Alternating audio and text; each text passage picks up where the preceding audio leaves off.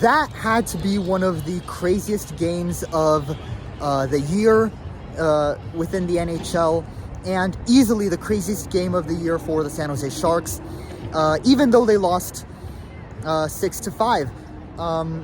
The Sharks lost 6-5 at home here at SAP Center against the Nashville Predators in a high-scoring game where it was as if neither team wanted the first overall pick in the draft.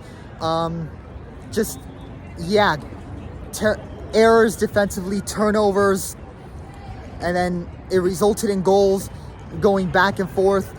A true battle between two bottom-of-the-barrel teams who, again, are looking to be front-runners for the number one overall pick. But with 11 goals total, it looked as if neither team wanted the first overall pick. So let's talk about this. The Sharks, the first period was absolutely abysmal for the Sharks. They entered the ice. They came into this game looking slow, they were playing very boring hockey that was just slow, no quick passing game, just no quick movement of the puck, and a poor defense. They dropped, the Predators dropped 3 goals on the San Jose Sharks in the first period alone. And thank God I didn't get any highlights of the first period, because it would have been painful on your eyes. It was that ugly. But then I did get highlights of the fights, because that was obviously something interesting within the NHL. It's the only sport that allows fighting. And that came after the Sharks conceded 3 goals. 3 straight fights. Luke Cunnin first, then Barclay Goodrow, and then Ty Dellandrea. All 3 back-to-back on a face-off. And it was to really stir some emotion, get the team fired up, amid the team just looking absolutely slow on the ice and getting thrashed out there.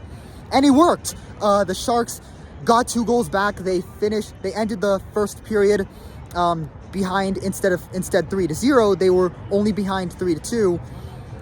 Then in the second period, they concede another goal, 4-2. And then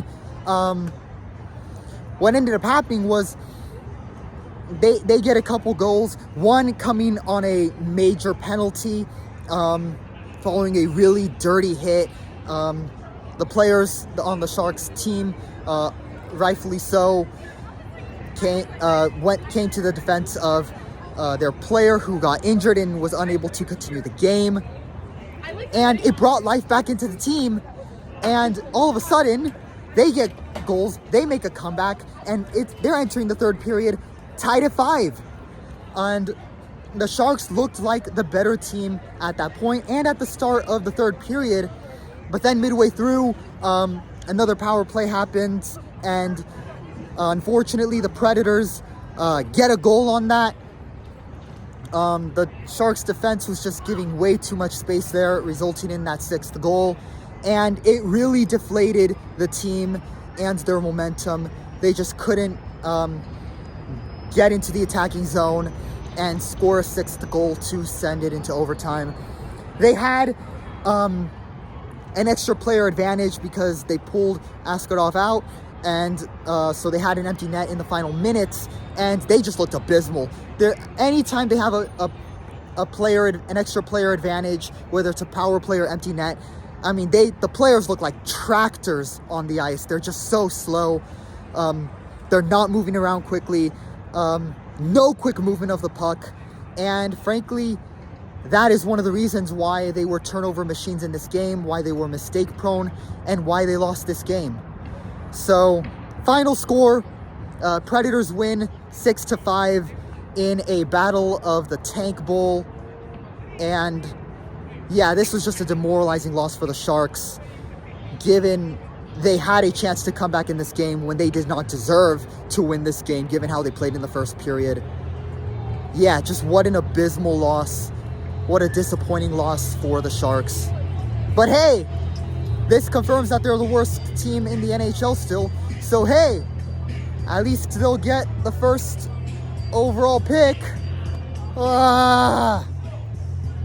Stay tuned for my grades video.